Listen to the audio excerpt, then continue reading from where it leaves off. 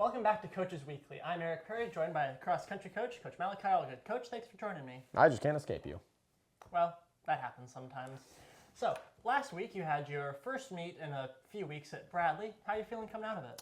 It was good. It was a good confidence booster leading up to conference. Like I mentioned the last time that we got to hang out, they needed the time off.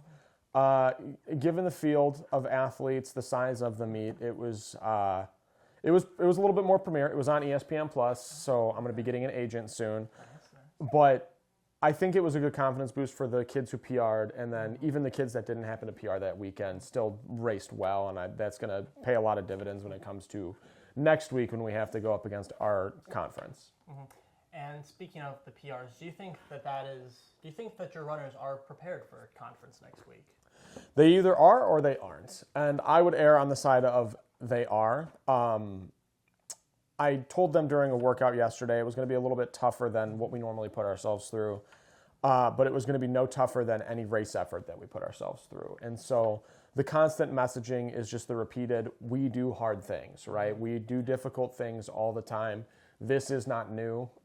Really the only thing I can promise every single time that they line up is that it's going to be a difficult half hour, good, bad, or indifferent.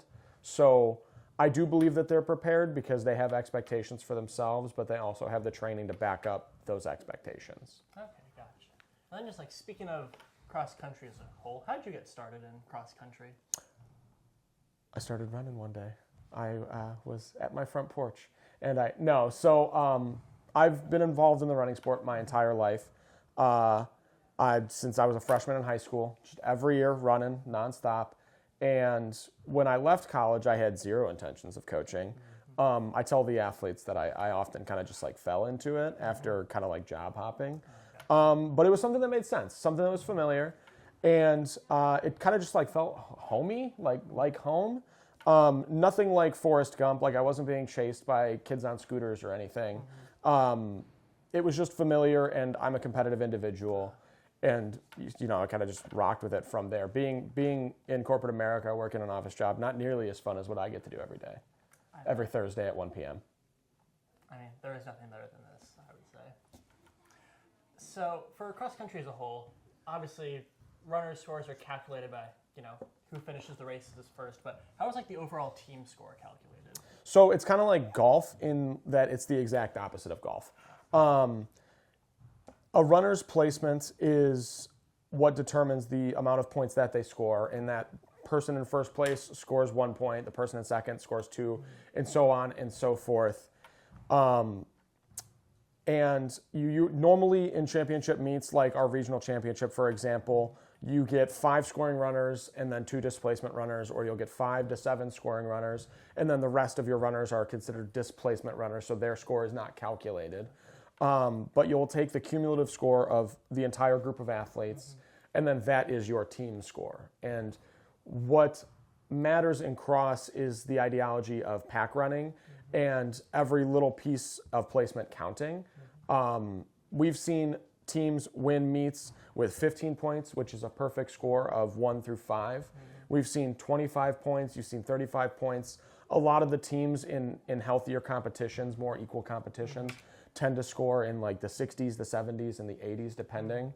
But truthfully, it becomes a concerted team effort when you have people that are training together and are around similar speeds so that in a race environment they can work together. So individually, yes, people may have different personal bests and different intentions during a race, but all of those different intentions are smaller building blocks that add up to the greater team effort. Okay, gotcha. And how long is a cross-country race?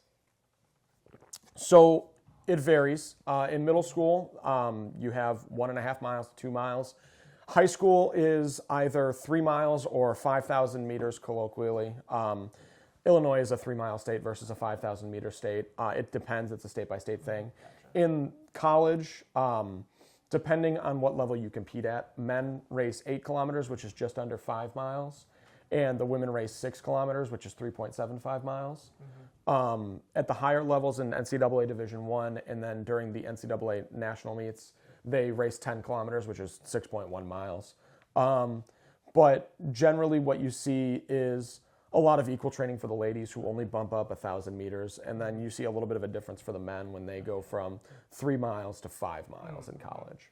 Gotcha. And something I was curious about, so like occasionally runners don't finish meets. How do they like inform the coach or like the organizers that they're not finishing the race? There are chips in the bibs that they wear. That's why they wear the bibs. Okay. And if the race is finished by the timing company prior to that specific chip or bib getting to the finishing point where it deactivates, it's counted as a DNF, a does not finish, and then it is not scored. And if you only have 5 runners, let's say, in any given race, and one of them does not finish, then the team does not score at all. They just won't be on the standings because they don't have enough runners to score. Gotcha. Okay.